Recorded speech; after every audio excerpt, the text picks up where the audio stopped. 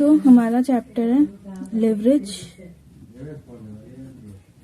जिसके साथ में हम करेंगे EBIT एंड EPS एनालिसिस। ठीक है, देखो लिवरेज क्या होता है। लिवरेज हमारा होता है कि जो हमारे बिजनेस में रिस्क आते हैं, ठीक है, तो वो रिस्क हमारे हमारे बिजनेस को कैसे अफेक्ट करते हैं, वो हमारा लिवरेज होता है। ठीक है, मतलब देखो बिजनेस में, किसी भी बिजनेस में रिस्क कब आएगा, जब उसकी प्रॉफिट नहीं होगी, है ना। और प्रॉफिट कम होने पे क्या मतलब ऐसी क्या चीज है जिसकी वजह से रिस्क आ रहा है हमें। अगर सेल्स होती है ना, बिजनेस में सेल्स होती है, फिर सेल्स के बाद उसकी कॉस्ट होती है, वो अगर कॉस्ट इनकर ना हो तो उसको लॉस होगा, है ना। अगर वो सेल्स से अपनी कॉस्ट रिकवर नहीं कर पाया तो उसको लॉस होगा। तो वही चीज, और उसमें कॉस्ट में कौन सी कॉस्ट, वेरिएबल कॉस्ट नहीं, हमारी फिक्स्ड कॉस्ट, जो हमारी फिक्स्ड कॉस्ट होती है, वो हमारा रीजन है कि हमारे बिजनेस को रिस्क है।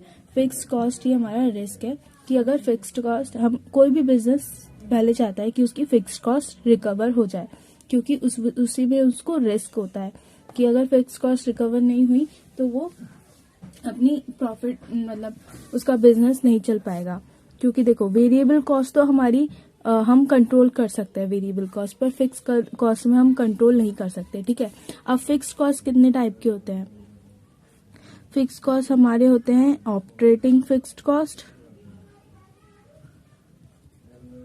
और फाइनेंशियल फिक्स्ड कॉस्ट।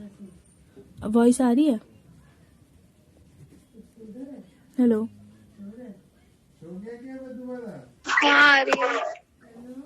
हाँ, तो हमारी देखो fix cost operating fix cost होती है, फाइनेंशियल फिक्स कॉस्ट होती है।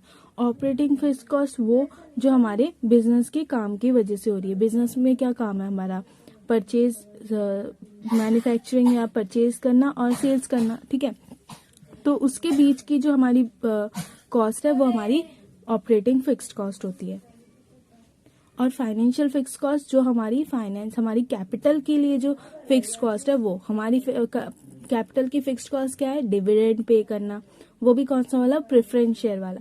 इक्विटी वाला तो हमारा डिपेंडेबल होता है कि कितना हमें प्रॉफिट हुआ है उसके हिसाब से उसकी डिविडेंड देनी है। पर प्रेफरेंस शेयर वाला वो हमारा फिक्स्ड होता है कि हमें उतना देना ही है। डिबेंचर्स वाला हमें देना ही है ना। तो वो हमारी फाइनेंशियल फिक्स कॉस्ट है। अब इस फाइनेंशियल फिक्स कॉस्ट को मतलब लिवरेज बताता है हमें कि हमें कितना अर्न करना चाहिए ताकि हमारी ये जो रिस्क है इसको हम मीट कर सके। ठीक है, तो वो लिवरेज बताता है। लिवरेज, अब देखो लिवरेज होता है हमारा 3 टाइप्स का। Operating leverage, financing leverage, financial leverage और कंबाइंड लिवरेज। ठीक है, उससे पहले हम एक बार इनकम स्टेटमेंट देख लेते हैं।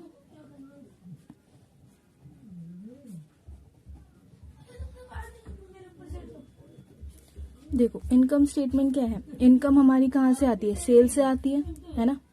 तो सेल्स में हम क्या माइनस करते हैं, हमारी वेरिएबल कॉस्ट, ठीक है, लेस करते हैं। फिर हमारी क्या आती है, हमारी कंट्रीब्यूशन आती है। ये हमारी कंट्रीब्यूशन हो गई कि सेल्स में से हमारी वेरिएबल कॉस्ट,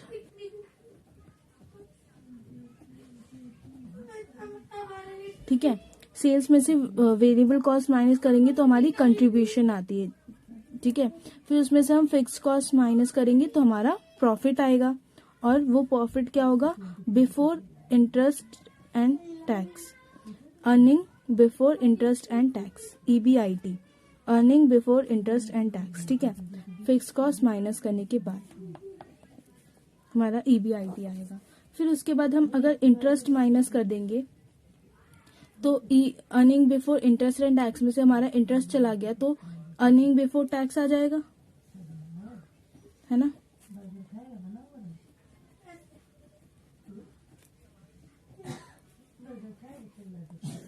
ठीक है, फिर उसके बाद हम टैक्स माइनस करेंगे तो हमारा अर्निंग आफ्टर टैक्स आएगा। ठीक है, फिर उसके बाद हमारा अगर प्रेफरेंस डिविडेंड है तो प्रेफरेंस डिविडेंड माइनस करेंगे और उसके बाद हमारा आएगा अर्निंग फॉर इक्विटी शेयर्स। ये 80 के बाद मैं यहाँ लिखती हूँ। ठीक है, 80 में से हम प्रेफरेंस शेयर माइनस करेंगे।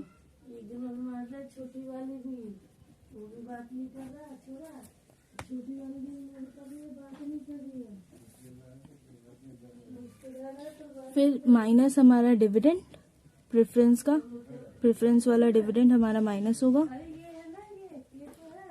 तो हमारा आएगा अर्निंग। अब देखो यहाँ पे इंटरेस्ट में हमारे डिवेंचर होल्डर्स के इंटरेस्ट हमने पे कर दी और डिविडेंड हमने प्रेफरेंस डिविडेंड पे कर दिया। अब बचा क्या हमारा इक्विटी शेयर होल्डर, है ना। तो अर्निंग फॉर इक्विटी शेयर, ठीक है, ये आएगा। फिर उसके बाद हम उसमें नंबर ऑफ शेयर्स, इसको हम ले लेते हैं ए और इसको हम ले लेते हैं बी। ठीक है, फिर डिवाइड करेंगे हम, ईपीएस आएगा हमारा, ये होता है ए डिवाइड बी। ठीक है, equity earning for equity by divided by number of shares. ठीक है, तो ये हमारा ईपीएस आ जाएगा।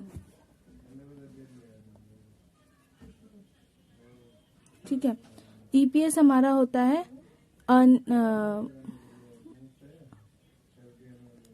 क्या था, ईपीएस जो हमारा होता है जो हम पे कर रहे हैं अपने इक्विटी शेयर होल्डर्स को। ठीक है, वो हमारा ईपीएस रेशियो होता है।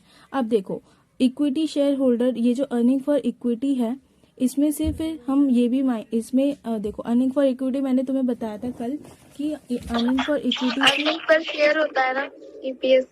हाँ, अर्निंग पर शेयर मतलब पर शेयर की कितनी हम अर्निंग आ रही है हमारी। ठीक है, अब देखो equity for earning for equity share holders में से मैंने बताया था तुम्हें कल कि दो चीजें होती है हमारी, एक हम उसको पे करते हैं, डिविडेंड देते हैं एक उसमें से, और या फिर हम उसको रिटेन कर लेते हैं।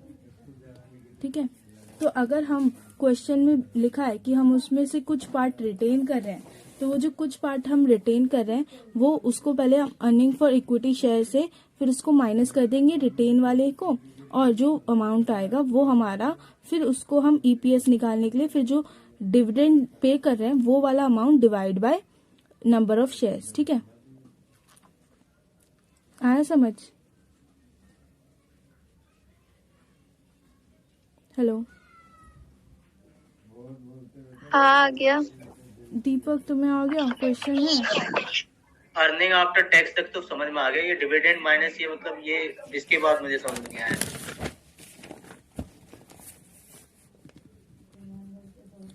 अर्निंग आफ्टर टैक्स की, टैक्स देने के बाद जो हमारी अर्निंग बची है हमारी वो।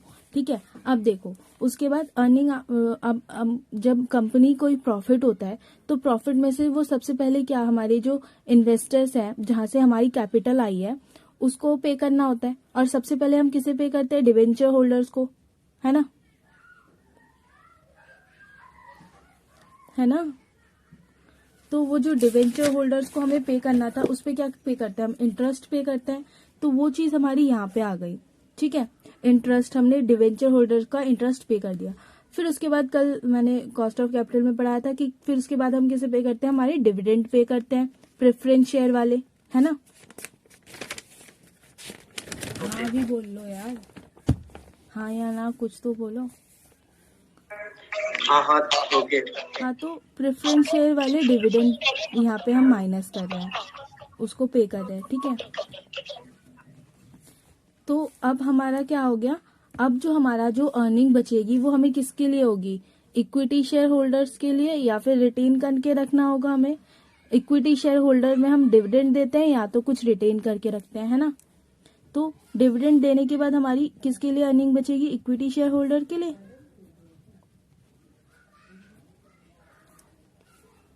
इक्विटी शेयर होल्डर के लिए हमारी डिविडेंड बचेगी। फिर उसके बाद अगर क्वेश्चन में लेवरेज में, तो ऐसा कोई भी क्वेश्चन नहीं जिसमें डिविडेंड को रिटेन करके रखा हो, पर इनकम स्टेटमेंट में होता है कि अगर कुछ रिटेन करके रखा है तो उसको लेस कर देते हैं, रिटेन अर्निंग,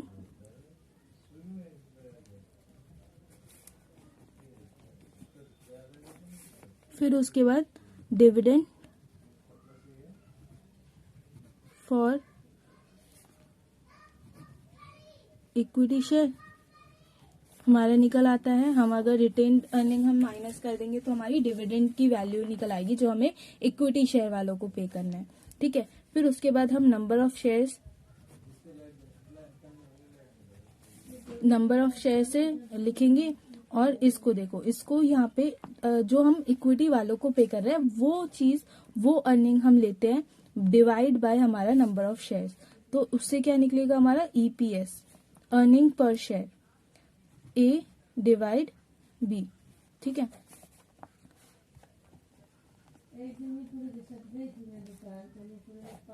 तो हमारा अर्निंग EPS आ जाएगा, ठीक है। और EPS जिस कंपनी का EPS ज्यादा होगा या फिर जिस ईयर में EPS ज्यादा होगा वो प्रॉफिटेबल मतलब हमारी है कि हमारा जो है रिस्क वहां पे कम है, ठीक है, ठीक है। जितनी ज्यादा EPS होगी उतना ज्यादा रिस्क हमारा कम होगा, प्रॉफिटेबल होगा, मतलब बिजनेस के लिए बेनिफिशियल है हमारा, ठीक है समझ। हाँ समझ में आया। हेलो, हाँ समझ में आया। फिर उसके बाद अब कि हमारी जो रिस्क है उसका रेशियो, मतलब कैसे हमें कि मतलब कुछ डिपेंडेबल फैक्टर्स है और कुछ इंडिपेंडेंट फैक्टर्स है जिसके जरिए हम पता लगाते हैं कि हमारी रिस्क कितनी ज्यादा है। ये तो इनकम स्टेटमेंट से तो हमें पता चला कि क्या EPS हमारे लिए बेनिफिशियल है, ठीक है, पर रिस्क कितना ज्यादा है और कितना नहीं है वो कैसे पता लगेगा। तो एक होता है ये डिग्री ऑफ ऑपरेटिंग लिवरेज। देखो, ऑपरेटिंग लिवरेज और degree of operating leverage same होता है। अभी ये क्या होता है मैं बताऊंगी, ठीक है। तो ऑपरेटिंग लिवरेज का फॉर्मूला है हमारा कंट्रीब्यूशन बाय EBIT।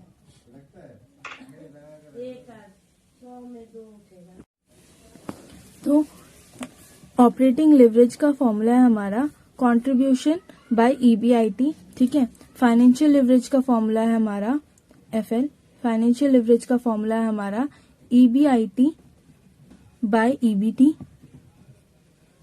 और कंबाइंड लिवरेज नाम से ही पता चल रहा है कि कंबाइन हो रहा है, तो operating leverage into financial leverage हमारा कंबाइंड लिवरेज होता है, ठीक है, CL, ये हमारा होता है। अब देखो, ऑपरेटिंग लिवरेज निकालने के लिए कंट्रीब्यूशन बाय EBIT, हमारा जो ऑपरेटिंग लिवरेज है वो क्या है, मैंने अभी ऊपर बताया था, हमारी जो ऑपरेटिंग फिक्स्ड कॉस्ट होती है उसके लिए हम रिस्क पता कर रहे हैं, तो हमारी वो ऑपरेटिंग लिवरेज हो गई, ठीक है। ऑपरेटिंग लिवरेज हमारी क्या है, ऑपरेटिंग फिक्स्ड कॉस्ट से है, तो ऑपरेटिंग फिक्स्ड कॉस्ट हमारी क्या होती है, यही होती है, तो इसके ऊपर वाला डिवाइड नीचे वाला, ठीक है। ये याद करने की ट्रिक हो गई कि ऑपरेटिंग लिवरेज का फॉर्मूला होता है हमारा फिक्स्ड कॉस्ट के ऊपर वाला, क्योंकि वो ऑपरेटिंग हमारी ये क्या है, ऑपरेटिंग कॉस्ट है, इसको हम ऑपरेटिंग कॉस्ट भी कहते हैं, फिक्स्ड कॉस्ट को हम ऑपरेटिंग कॉस्ट भी कहते हैं। तो ऑपरेटिंग लिवरेज हम निकाल रहे हैं, तो ऑपरेटिंग कॉस्ट का ऊपर वाला डिवाइड में नीचे वाला, ठीक है। फिर उसके बाद फाइनेंशियल लिवरेज हमारा EBIT और EBT। फाइनेंशियल लिवरेज हमारा क्या है, फाइनेंशियल, ये हमारा फाइनेंशियल कॉस्ट है कि हमें इंटरेस्ट पे करना ही होता है ना, डिबेंचर अगर हमारे पास है तो उसका इंटरेस्ट हमें पे करना होता है, तो EBIT बाय EBT, ठीक है। फाइनेंशियल लिवरेज का फॉर्मूला हमारा, ये हमारी फाइनेंशियल कॉस्ट है, इंटरेस्ट हमारी फाइनेंशियल कॉस्ट है, तो उसका EBIT बाय EBT, ठीक है। फिर उसके बाद हमारा कंबाइंड लिवरेज हमारा दोनों का इनटू हो गया। तो देखो यहाँ पे कंट्रीब्यूशन बाय ईबीआईटी इनटू में ईबीआईटी बाय ईबीटी। तो ईबीआईटी कट हो गया, कंट्रीब्यूशन बाय ईबीआईटी हो गया। तो कंट्रीब्यूशन बाय ईबीटी क्या किया उसने, दोनों लिवरेज दोनों हमारे दोनों कॉस्ट इंक्लूड किए। तो दोनों कॉस्ट के ऊपर वाला और इंटरेस्ट के नीचे वाला। ठीक है, ठीक है। हेलो हाँ ठीक है। हेलो, हाँ ठीक है, बोलो। आगे। हाँ ठीक है।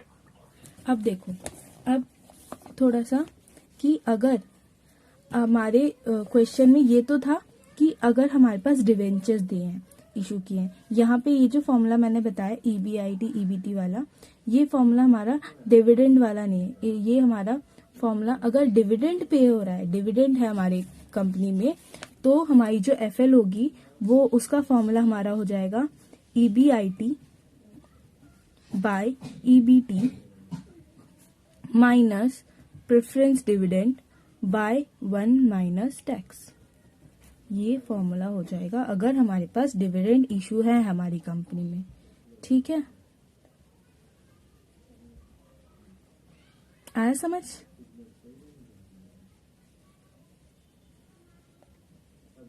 बताओ। देखो ये फॉर्मूला है कि देखो ये जो हमारा ये जो था ये हमारा तब तक था कि डिवेंचर होल्डर्स हमारे इशू है, बाकी हमारी डिविडेंड इशू नहीं है, तो ये हमारी लगेगी। पर अगर हमारी डिविडेंड इशू है तो देखो एफएल में तो हमारा पीडी वाला इंक्लूड होगा। ठीक है, फिर पर डिविडेंड देखो अगर हमारी डिविडेंड इंक्लूड है तो हमारी जो डिविडेंड है वो भी हमारी फिक्स्ड कॉस्ट है, फाइनेंशियल फिक्स्ड कॉस्ट है, इसीलिए उसको यहाँ पे इंक्लूड किया है। ठीक है, इंटरेस्ट और डिविडेंड इंटरेस्ट इसलिए इसको इंक्लूड किया क्योंकि वो भी हमारी फाइनेंशियल फिक्स्ड कॉस्ट बन जाएगी अगर वो हमारे कंपनी में डिविडेंड इशू किया गया है तो। ठीक है, पर यहाँ पे इस फॉर्मूले में चेंज क्यों नहीं किया, क्योंकि ये तो फाइनेंशियल कॉस्ट को इंक्लूड ही नहीं कर रहा ना, ये तो सिर्फ ऑपरेटिंग कॉस्ट ही ले रहा है। तो और फिर उसके बाद यहाँ पे जो है ये भी हमारी चेंज हो जाएगी, ये हमारे ये फॉर्मूला लग जाएगा इसकी जगह। ठीक है, फिर ये तो था लिवरेज। अगर तुम्हें किसी एक ईयर का लिवरेज फाइंड करने बोला है, ठीक है, ये फॉर्मूला यूज होता है अगर तुम्हें एक ईयर का बोला मतलब पर्टिकुलर ईयर का बोल दिया है कि या पर्टिकुलर ईयर का बोला है कि इस ईयर का लिवरेज फाइंड करो। ठीक है, पर अगर तुम्हें बोला है कि 2 ईयर का कंपेयर करना है लिवरेज, तो फॉर्मूला होता है, देखो जब हमें लिवरेज बोला हो, कंपेयर करने बोला हो, किसी 2 ईयर का कंपैरिजन हमें निकालने बोला हो, तो हमारी जो ऑपरेटिंग लिवरेज का फॉर्मूला होता है वो हमारा होता है परसेंटेज चेंज, ये ट्रायंगल का मतलब चेंज, ठीक है, in profit by percentage change in sales. जो हमारी ऑपरेटिंग लिवरेज थी, देखो डीओएल दोनों जगह तुम डीओएल लिख सकते हो, इसको भी तुम डिग्री ऑफ ऑपरेटिंग लिवरेज लिख सकते हो, इसमें कुछ वो नहीं है, नाम में कुछ वो नहीं है। ठीक है, बस हमें देखना है कि जो हमें लिवरेज निकालना है वो कौन से, मतलब एक ईयर का पर्टिकुलर ईयर का निकालना है या फिर 2 ईयर को कंपेयर करते हुए निकालना है, तो उसके हिसाब से फॉर्मूला अलग हो जाता है। ठीक है, तो यहाँ पे देखो ऑपरेटिंग लिवरेज का हमारा फॉर्मूला था कॉन्ट्रीब्यूशन बाय ईबीआईटी। ठीक है, और कॉन्ट्रीब्यूशन क्या है हमारा, अर्निंग निकल रही है कॉस्ट माइनस करने के बाद, वेरिएबल कॉस्ट माइनस करने के बाद जो अर्निंग निकल रही है वो। इतना जल्दी क्यों बता रही है? धीरे बोलू? हाँ तो बहुत जल्दी हो गया। मैंने बोला कि ऑपरेटिंग लिवरेज में हमारी क्या थी फॉर्मूला, कंट्रीब्यूशन बाय ईबीआईटी, है ना, फर्स्ट ईयर का मतलब एक ईयर का पर्टिकुलर ईयर का लिवरेज, अगर ऑपरेटिंग लिवरेज निकालना है तो हमारा आता है कंट्रीब्यूशन बाय ईबीआईटी, फॉर्मूला लगता है। ठीक है, और कंट्रीब्यूशन क्या होता है हमारा, अर्निंग होता है। ठीक है, और अगर हमें कंपेयर करने बोला है कि 2 ईयर का लिवरेज, कंपेयरिंग लिवरेज निकालना है, हमें चेंज निकालना है, तो हमारा फॉर्मूला लगता है percentage change in profit by percentage change in sales. एक ईयर वाले में क्या था, हमारी सेल्स ऊपर थी और कंट्रीब्यूशन नीचे था। तो प्रॉफिट हमारा, ये जो प्रॉफिट है ये हमारा क्या हो सकता है, ये हमारा देखो, या फिर तुम इसको EBIT, यहाँ पे EBIT ले सकती हो। हाँ, तो ये प्रॉफिट, यहाँ पे प्रॉफिट पे तुम EBIT ले सकती हो, कंट्रीब्यूशन ले सकती हो, जैसे क्वेश्चन में दिया हो, ठीक है, क्वेश्चन के हिसाब से। तो हमारा क्या था, जो ऑपरेटिंग लिवरेज सिंगल ईयर वाला जो था उसका डबल, मतलब उसका उल्टा कर देंगे तो हमारा वो कंपैरिजन वाला आ जाएगा 2 ईयर का। वैसे ही हमारा डिग्री ऑफ फाइनेंशियल लिवरेज में हमारा क्या था, यहाँ पे EBIT बाय EBT था, है ना। पर्टिकुलर ईयर का हमारा EBIT बाय EBT था। तो हमारा इसका हो जाएगा percentage change in EBT by EBIT, ठीक है। यहाँ पे EBT की जगह पे हमारा EPS भी हो सकता है, ठीक है। और कंबाइंड लिवरेज हमारा वही हो गया कि दोनों को कंबाइन कर देना है। और देखो ये जो फॉर्मूला बताया था, अगर डिविडेंड हो रहा है तो यहाँ पे भी अगर डिविडेंड हो रहा है तो EBT में से हम माइनस कर देंगे क्या, प्रेफरेंस डिविडेंड बाय अपना वो 1 माइनस टैक्स, ठीक है। ये हमारा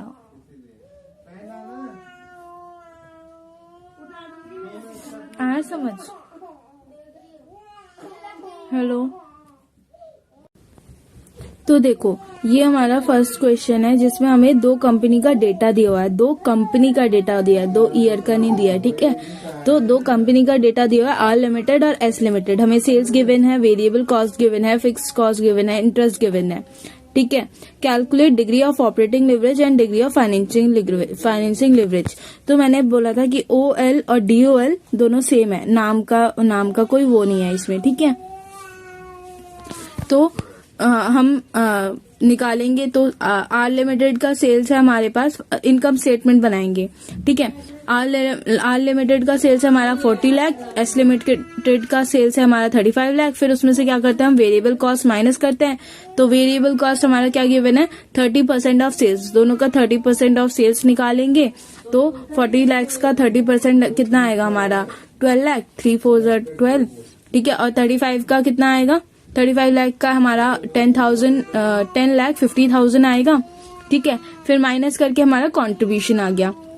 फिर कंट्रीब्यूशन से हम क्या माइनस करते हैं, फिक्स कॉस्ट माइनस करते हैं। और फिक्स कॉस्ट हमें गिवन है 2,50,000 एंड 3 लाख, तो हम माइनस कर देंगे। फिर हमारा क्या आ जाता है वो, उसके बाद EBIT आ जाता है, earning before income interest and tax, ठीक है। फिर उसमें से इंटरेस्ट माइनस करेंगे। इंटरेस्ट हमारा कितना है, 14 लाख एंड 1,50,000 माइनस कर दिया। हमारा क्या आ गया, अर्निंग बिफोर टैक्स, इंटरेस्ट दे दिया तो टैक्स बचा, अर्निंग बिफोर टैक्स। फिर उसके बाद हमारा टैक्स गिवन नहीं है, क्वेश्चन में गिवन ही नहीं है, तो मतलब कि यहाँ पे टैक्स लग ही नहीं रहा है। तो अब हमारा जो EBT आ गया, अब उसके बाद कोई भी इन्फो गिवन नहीं है हमें, तो वहां तक हो गया। फिर उसके बाद हमें क्या निकालना है, डिग्री ऑफ ऑपरेटिंग लिवरेज और डिग्री ऑफ फाइनेंसिंग लिवरेज। तो डिग्री ऑफ ऑपरेटिंग लिवरेज का फॉर्मूला क्या है हमारा, कंट्रीब्यूशन बाय EBIT। कंट्रीब्यूशन हमारी आर लिमिटेड की थी 28 लाख, तो और EBIT कितनी थी आर लिमिटेड की, 25,50,000। तो इसको डिवाइड करेंगे तो कितना आएगा, 28 280 डिवाइड 250 नहीं 25 तो ये हमारी आएगी 1.098। तो उसको हमने 10 ले लिया, ठीक है। तो 1.1 हमारी आर लिमिटेड की ऑपरेटिंग लिवरेज आ गई। फिर उसके बाद आर लिमिटेड के फाइनेंशियल लिवरेज। तो फाइनेंसिंग लिवरेज का फॉर्मूला क्या हमारा, EBIT बाय EBT, ठीक है। तो EBIT हमारा कितना है, 25,50,000 और EBT हमारा 11,50,000। तो डिवाइड करेंगे तो कितना आएगा, 255 डिवाइड 115 2.217।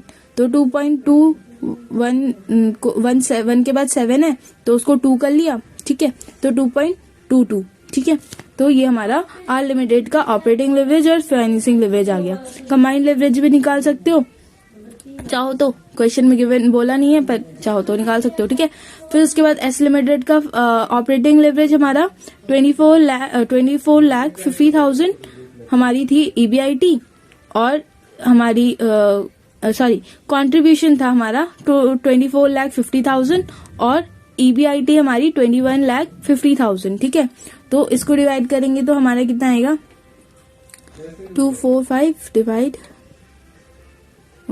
215, ये हमारा आएगा 1.139। तो 1.139 को 1.14 कर लेंगे, ठीक है। तो ऑपरेटिंग लेवरेज हमारा आ गया 1.14। फिर उसके बाद फाइनेंसिंग लेवरेज हमारा EBIT बाय EBT, EBIT हमारा यहाँ पे है 21,50,000 और EBT हमारा 20, तो 215 डिवाइड 20, ये आएगा हमारा 1.075 कितना है, 215 डिवाइड 20, ठीक है। तो 1.075, तो 1.075 हमारा फाइनेंसिंग लेवरेज आ गया, ठीक है। फिर उसके बाद ये कंबाइंड लेवरेज निकालना है, सेकेंड भी वही है, फॉर्मूला पुट करना है हमें, ठीक है। फिर उसके बाद थर्ड क्वेश्चन भी हमारे सीधा सीधा हमें अलग अलग फर्म का गिवन है, हमें पर्टिकुलर फर्म्स का DOL, DFL, DACL निकालना है, ठीक है। ये भी इजी है। फिर उसके बाद फोर्थ क्वेश्चन हमारा, ये देखो फोर्थ क्वेश्चन है हमारा, इसमें बोला है कि ये देखो जो फोर्थ क्वेश्चन है उसमें बोला है the capital structure of Z limited consist of 35,000 equity shares of 100 rupees each. The authorized capital of the company is 60,000 shares for the financial year ended 3/31/2016. Particulars of production, cost and sales are as follows. तो Z limited है, उसका capital structure है कितना कि 35 equity shares उसके हैं 100 rupees के, 100 face value के 35 इक्विटी शेयर्स उसके इशूड है। ऑथोराइज्ड क्या है, ऑथोराइज्ड कैपिटल क्या होता है, जो उसकी कैपेसिटी है, उसने ऑथोराइज करा सकता है कि इतना वो रेज कर सकता है, इतने शेयर इशू कर सकता है, पर उसने इशू किए नहीं है अभी तक। तो 60,000 शेयर उसकी कैपेसिटी में है, और उसने अपने सेल्स एंड कॉस्ट की डिटेल्स दे रखी है। यूनिट्स प्रोड्यूस कर रहा है और सेल कर रहा है किस पे, 18% लेवल ऑफ एक्टिविटी पे, कि मतलब अपनी कैपेसिटी के कितना वो प्रोड्यूस कर सकता है और सेल कर सकता है उससे कम कर रहा है, ठीक है। 100% से कम कर रहा है, 80% पे वो ये एक्टिविटी कर रहा है, जो कि 50,000 यूनिट्स कर रहा है वो, ठीक है। फिर सेलिंग प्राइस उसकी 20 रुपीज की है, वेरिएबल कॉस्ट 10 रुपीज का है, फिक्स ऑपरेटिंग कॉस्ट है उसका 4 रुपीज, जो कि हमारा फिक्स कॉस्ट, ठीक है। In view of emerging opportunities arising out of globalization, Z Limited decided to utilize full capacity to meet the additional demand for its food product. तो उसने क्या सोचा, जब ग्लोबलाइजेशन बढ़ रहा है तो उसने सोचा अब मैं, पहले वो 80 लेवल पे एक्टिविटी कर रहा था, अब वो 100% पे करेगा, तो उसकी यूनिट्स बढ़ जाएगी। 80 लेवल पे 50 थी तो 100 पे कितनी होगी, 50 डिवाइड बाय 80 इंटू 100 कितनी आ गई, 62,500, ठीक है। कैलकुलेटर पे करके देख लो, ये जो है क्या क्या किया हमने, 50,000 जो थी हमारी 80% वाले पे थी, तो 50,000 को 80 से डिवाइड किया, इंटू में हमें कितना चाहिए, 100% चाहिए अब, तो 100% इंटू कर दिया, ठीक है।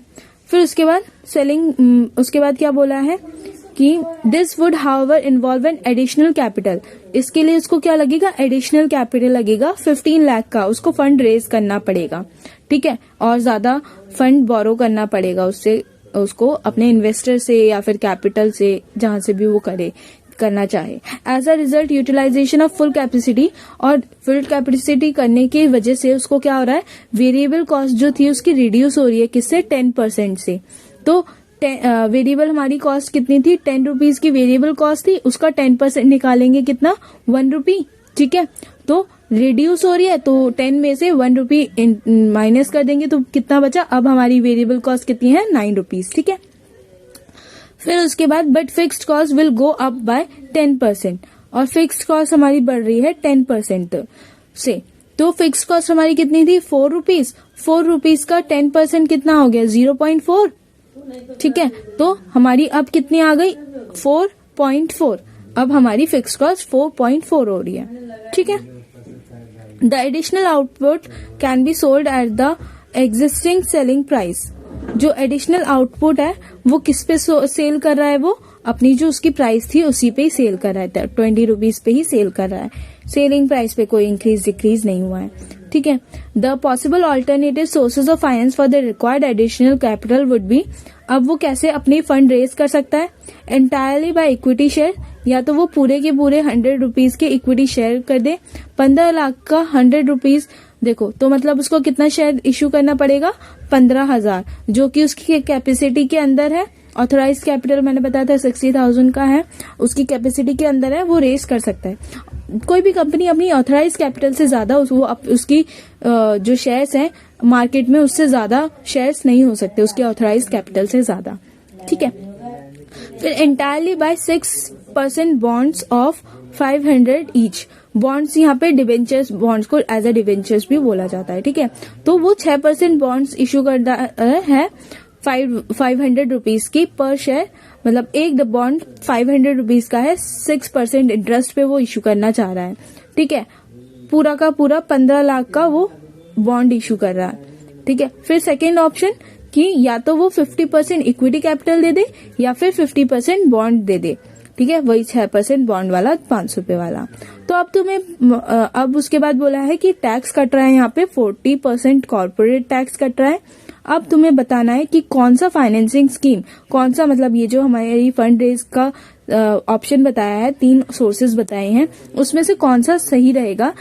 सबकी लिवरेज कलेक्ट करनी है और जो मतलब फिर उसको बताना है कौन सा लिवरेज हमारा सही रहेगा, ठीक है।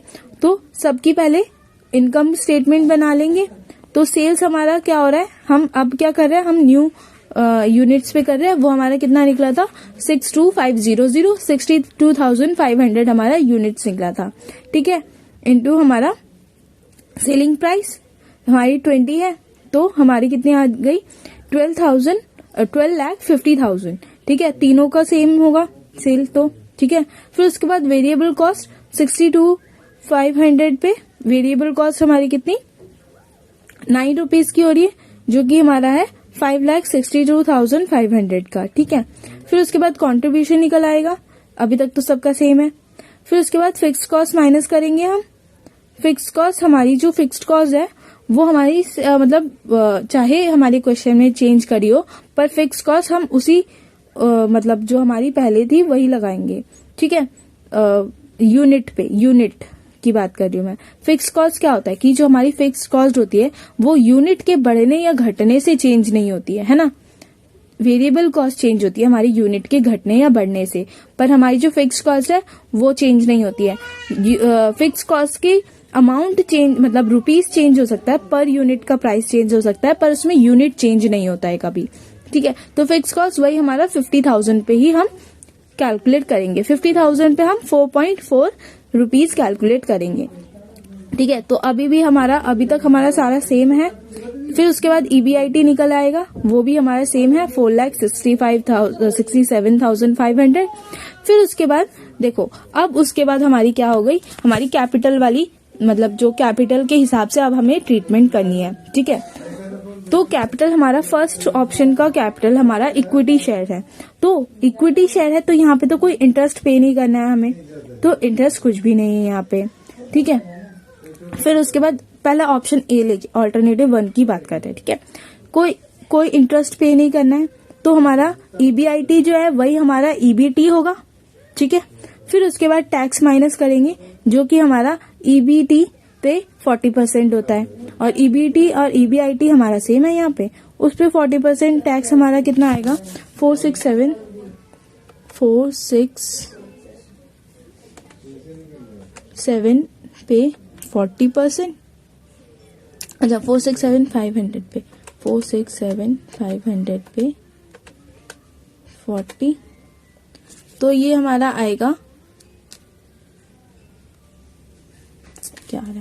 167,500 पे 40%, 18,000, 1,87,000। ठीक है, ये हमारा टैक्स आ गया। फिर उसके बाद हमारा earning for equity share holders है। ठीक है, यहाँ पे हम पूरे ही क्वेश्चन में कहीं पे भी प्रेफरेंस शेयर नहीं है, तो वो वाला हम छोड़ देंगे। जो हमारी प्रॉफिट EAT आया है, EAT या फिर profit after tax, earning after tax, वही चीज हमारी earning for equity share holder हो जाएगी। कोई रिटेन अर्निंग नहीं है, यहाँ पे कोई डिविडेंड पे नहीं करना हमें प्रेफरेंस शेयर को, तो वही हमारी earning for equity share holder हो जाएगी। और यहाँ पे देखो पहला हमारा, अब हमें देखना है नंबर ऑफ शेयर्स कितने हैं। नंबर ऑफ शेयर्स हमारे देखो यहाँ पे हमारा ये 35,000 है ना, ये 35,000 है, हमारा पहले का था। फिर उसके बाद वो न्यू इश्यू कर रहा है कितने, 15 लाख के 100 रुपीज वाले 15 लाख के वो शेयर कर रहा है। तो 100 रुपीज का 15 लाख पूरा अमाउंट है, तो यहाँ पे शेयर्स कितने हो जाएंगे, 15,000। तो 15,000 शेयर्स प्लस हमारे 35,000 शेयर्स, जो कि 35,000 वाले भी हमारे 100 रुपीज के थे। तो टोटल कितने हो गए हमारे 50,000।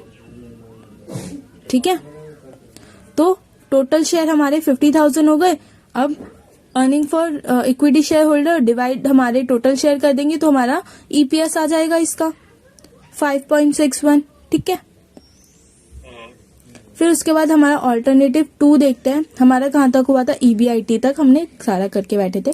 अब ऑल्टरनेटिव 2 का है, वहां पे क्या कर रहा है, वो सारे के सारे 6% बॉन्ड इशू कर रहा है 500 रुपीज के।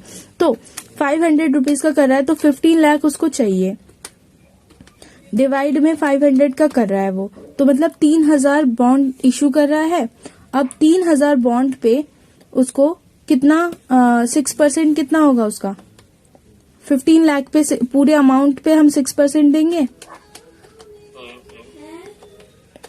15 लाख पे 6% उसका कितना हो जाएगा, 90,000।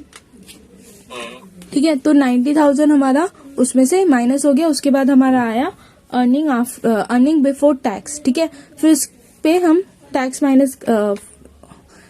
माइनस करेंगे, कितना था 467,500 हमारा EBIT था, माइनस हमारा 90,000। फिर उसके बाद कितना आया, 3,77,500 आया। फिर उस पे हम माइनस करेंगे हमारा 40% टैक्स। 40% टैक्स हमारा आएगा 1,51,000, उसको माइनस करके हमारा आया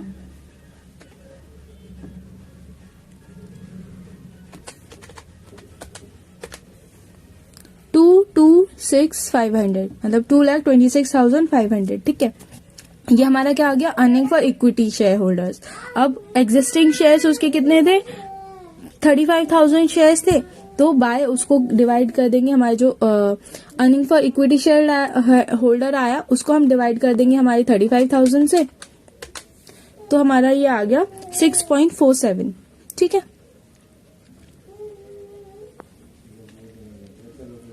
फिर उसके बाद वो 50% इक्विटी इशू कर रहा है और 50% वो बॉन्ड इशू कर रहा है। तो देखो जो बॉन्ड उसने इशू किया था, तो मतलब क्या है 50% कर रहा है, तो 15 लाख में उसका 7,50,000 उसका इक्विटी शेयर इशू करेगा और 7,50,000 वो अपने बॉन्ड इशू करेगा। तो पहले देखते हैं 7,50,000 का उसका इक्विटी शेयर कितना होगा, कितने शेयर्स वो इशू करेगा। 100 रुपीज की कर रहा है, तो वो 7,500 इक्विटी शेयर्स इशू कर रहा है। और हमारी जो 7,50,000 में वो जो डिबेंचर्स इशू कर रहा है वो कितने रुपीज के, 500 के हैं, तो वहां पे वो 1,500 डिबेंचर इशू कर रहा है, 1,500 डिबेंचर इशू कर रहा है। अब 7,50,000 पे उसको इंटरेस्ट देना पड़ेगा, तो 6% इंटरेस्ट देगा, तो कितना आया 45,000 आया। ठीक है, इंटरेस्ट उसका थर्ड ऑप्शन का इंटरेस्ट उसका 45,000 आएगा। फिर उसको माइनस करेंगे हम किससे, अपने EBIT से,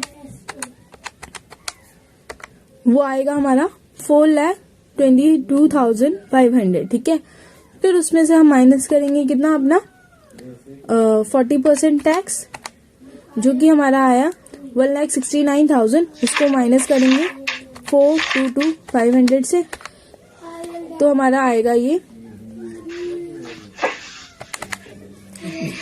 422,500 माइनस 1,69,000, तो हमारा ये आ गया earning for equity share holder आ गया 2,53,500। ठीक है, अब टोटल शेयर यहाँ पे कितने हैं, 35,000 पहले के थे और हमने निकाला था कि एक्स्ट्रा वो क्या इशू कितने इशू कर रहा है 7,500, तो 35,000 कितना हो गया हमारा 42,500। ठीक है, तो इसको डिवाइड कर देंगे हमारे 42,500 से, तो ये आ गया हमारा 5.9647, तो 5.96 हम ले लेंगे। ठीक है, फिर उसके बाद ऑपरेटिंग लेवरेज कैलकुलेट करना है, फाइनेंशियल लेवरेज कैलकुलेट करना है। देखो जो ये सारा तो कर लोगे। हाँ, ये देख, मैं सही बताऊं, मेरे को यहाँ तक समझ में आ गया कि हम जो financial leverage, types of leverage मेरे को पूरा कंप्लीट समझ में आ गया। मेरे को अब कंफ्यूजन चालू हुआ है, ये जो लास्ट में ईपीएस चालू हुआ है ना, यहाँ से थोड़ा सा कंफ्यूजन चालू हुआ है, लेकिन ये सॉल्व करके ही सॉल्व मुझे लगता है कि थोड़ा सा क्लियर होगा। हाँ, मैं इस वाले को थोड़ा सा सॉल्व करता हूँ, उसी के बाद ही मैं थोड़ा सा अब देखो, अब इसमें क्वेश्चन में पूछा था कि कौन सा हमें फाइनेंशियल ऑप्शन चूज करना है ना, कौन सा कैसे फंड रेज करना है। तो जो हमारी ईपीएस जिसकी सबसे ज्यादा होती है वो मैंने बताया था, जिसकी ईपीएस सबसे ज्यादा होती है वो बेनिफिशियल होता है फर्म के लिए, है ना। तो यहाँ पे हमारी 6.47 हमारी सबसे ज्यादा ईपीएस दे रही है, तो वो हमारा वो अल्टरनेटिव हम चूज करेंगे, रिकमेंड करेंगे। ठीक है, वैसे क्वेश्चन कर लो, सीओसी वाले क्वेश्चन किए थे कल। मैं तो अभी लेवरेज से ही मेरे को अब थोड़ा सा समझ में आया, कल तक मुझे कुछ समझ में नहीं आया था। अब मुझे लेवरेज थोड़ा सा यहाँ पे, ये जो हमने कंबाइंड लेवरेज तक निकालना सीखा है ना, हाँ, मुझे ये अभी कम्प्लीटली मुझे ऐसा लग रहा है कि मैं एक बार इसको प्रैक्टिस करूंगा तो मुझे आ गया है। ठीक यही है। मुझे अभी क्लियर हुआ है। इसके बाद ये अब नेक्स्ट चैप्टर, इसके बाद कौन सा चैप्टर करना चाहिए, क्योंकि ये मेरे को अभी अच्छे से समझ में आया, लेवरेज मेरे को समझ में आ गया। तो इसके बाद देखो, इसके बाद मुझे अभी करवाना था वैसे ईबीआईटी ईपीएस एनालिसिस करवाना था, उसमें 2 ही पॉइंट है, पर खैर छोड़ो, ये तुम कर लो। ठीक है, फिर उसके बाद कल शाम को ही फिर मैं करा पाऊंगी फिर, तो ये कल मैं ये तब तक लेवरेज ही कंप्लीट कर पाऊंगा। और क्या पढ़ूं मैं तब तक? मैं फॉर्मूलाज के नोट्स भेजे हुए हैं, जहाँ से मैं ये फॉर्मूला हाँ सारे याद भेजे कर हुए सकता हैं ग्रुप पे। चलो ठीक है, मैं वहाँ से पढ़ लेता हूँ। इसके बाद ये तो देखो, clear हुआ है। इसके बाद फिर तुम कॉस्ट ऑफ कैपिटल कर लेना। ठीक है, ठीक, मैं ये कंप्लीट करके रखूंगा।